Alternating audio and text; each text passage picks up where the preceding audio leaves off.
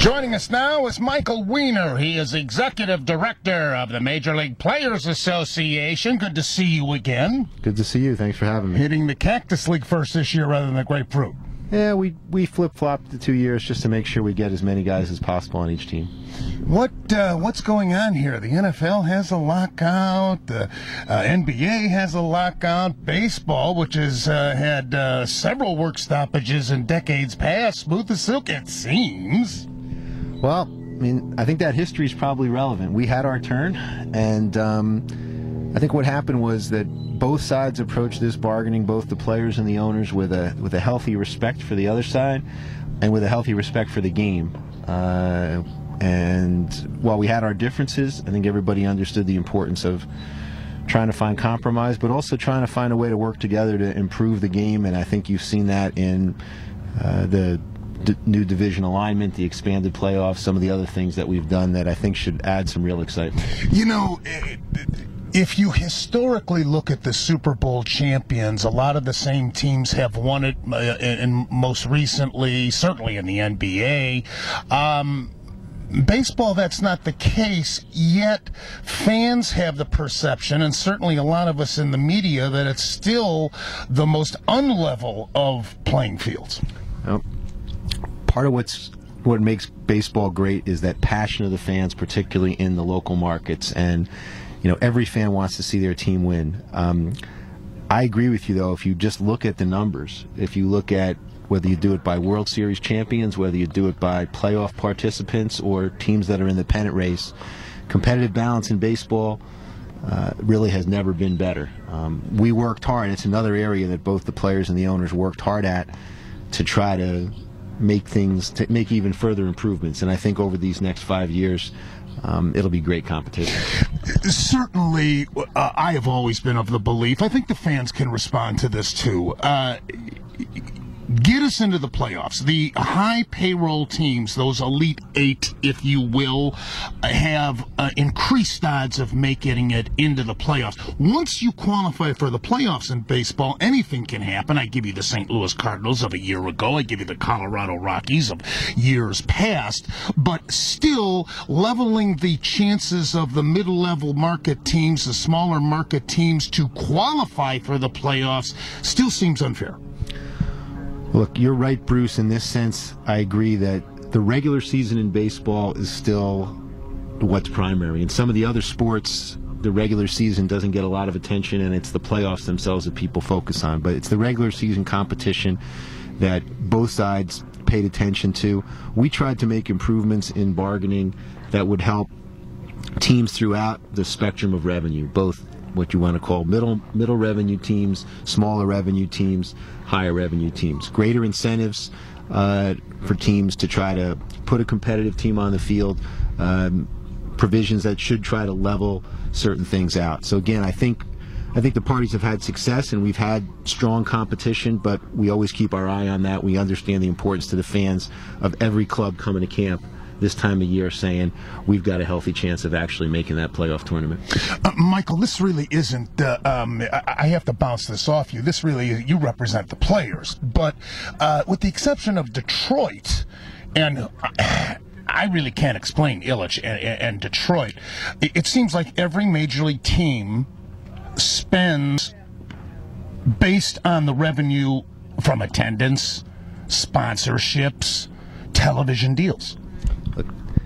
Baseball teams are run like the businesses they are, and the players have never complained about that. We've always understood that what the players are paid is a result of the revenue that comes into the game, and particularly the local revenue that each team generates from its attendance, from its media, from its radio, etc.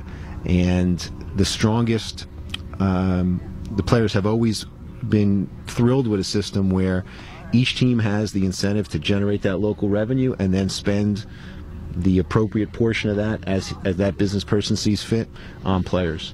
There are times in a cycle where a team will say, I think I really have a chance to win. And so from a business perspective, they may decide to increase their payroll in relation to their revenue. But those are rational decisions made on the longer haul, whether that's done by Mr. Ilitch or whether it's done by any other owner who says, you know what, I see my opportunity, I'm going to go for it. and I'll make that up in later years. The wild card was solidified for this year. We're elated about it, again, because it increases our chances, using Cleveland as an example, to qualify for the playoffs. Hey, we'll take our chances. Once we get in, anything can happen. But I was a little concerned when I originally saw that the wild card winner will be able to host the first 2 games. So theoretically, they could have a 2-zip lead going into the number 1 seed with the latter 3 games. And as you all know, baseball, winning 1 out of 3 on the road is a lot more percentage-wise feasible than it certainly would be in the NFL, winning on the road, the NHL, the NBA. Look, Bruce, the 2012 setup is not the ideal setup. Nobody would say it is. When we get to 2013, when we move to the 15-15 alignment, and we will go back to the division series structure where the higher seeded team starts at home. That's the ideal situation. What the trade-off in 2012 was this, and it was both the owners and the player representatives. We wanted to add the additional playoff team for all the reasons and all the pluses that are associated with it. The schedule had already been drawn up, and in order to accommodate the extra wild card games, we had to make some adjustments. Going to that 2-3 format for this year only was what was necessary. Because of the Fox scheduling? Because of, the regular season schedule was already in place, and the scheduling of the division series with and the LCS with Turner was already in place, as well as the World Series with Fox. So we had to make some one-time adjustments, but nobody would disagree with you. The preferred structure for the division series is the one that's been played since 1998, which is the 2-2-1. The higher seeded team has 2 games at home and then has game 5, and we'll be back to that in 2013. How do you and the players sit with the interleague play starting next year? Every single series will feature an interleague play series for the entire season. Right. That's really the only negative to 15-15. There were so many positives to it that, frankly, this has been the union's position since expansion in 1998. Even when you think of interleague play, though, in terms of the integrity and the fairness of competition, once we go to 3 5-team divisions in each league, so all 6 divisions in baseball have 5 teams, interleague play will be much fairer, because now the Indians and their other 4 competitors in the AL Central each year will match up against another 5-team division.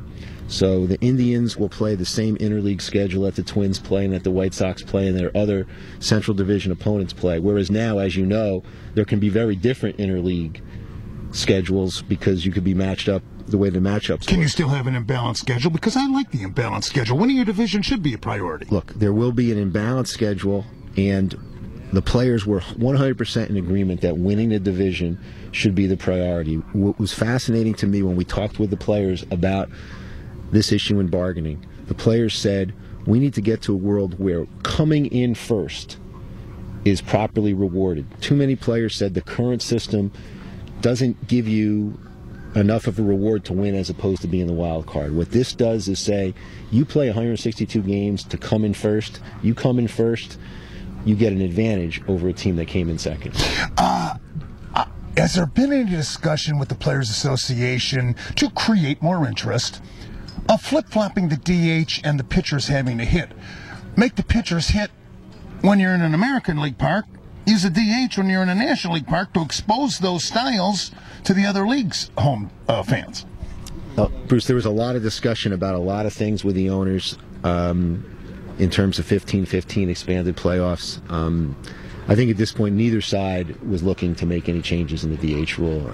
I understand it's controversial. It has been since the 70s when it came in, but that was not something either side was looking to change. Obviously, the players would never agree. I can't feasibly believe that the players would agree to doing away with the DH, but is there a strong movement amongst the owners to do away with one or the National League style? I would say no, and I mean, my only evidence of what's a strong movement by the owners is what they bring to the bargaining table, since I don't have a window into their discussions. But I can tell you in bargaining, there was not a proposal by the owners to modify the DH rule. Were there many snags in this recently completed CBA? You guys had a lot, obviously, with the owners in place before you got down to the nitty-gritty of negotiations, because, quite frankly, from an outsider standpoint, it looked like everything went pretty smoothly this time around. Look, the ultimate result was a smooth one, and that's what the fans and everybody who loves baseball should focus on. The process is messy. I mean, we had debates with the owners, we had differences, and it took a long time. The negotiators for the players and for the owners, and that includes a tremendous number of players who committed a tremendous amount of time, were at this from this time last year all through the regular season, and then intensively in October and November. So the result, as it should be, looks like, hey, you got it done, and that's all fans wanted to know. The process itself was difficult. Both sides sincerely, had a lot they wanted to accomplish, a lot of issues to work through. Everybody handled it professionally, and we ended up in a good place for everybody in baseball. I might be ignorant on this, but I have heard inclinations that there's an element of the agreement that is still unfair. Why should a larger market like the Cubs, for instance, have an advantage money-wise to spend on a smaller market team like the Indians, because the Indians the previous year finished with a better record?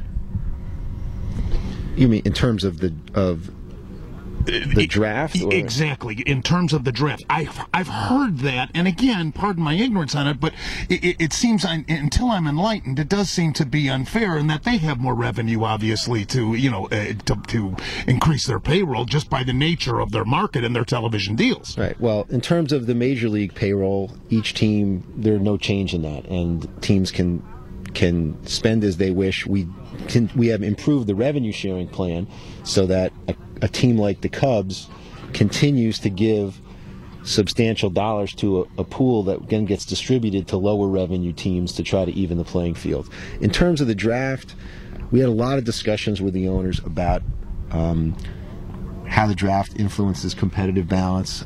I don't know that we reached a consensus as to whether these changes will further competitive balance or not. The players weren't looking to make changes with respect to the draft. That was something on the owner's agenda. We made a compromise. We'll see how it works.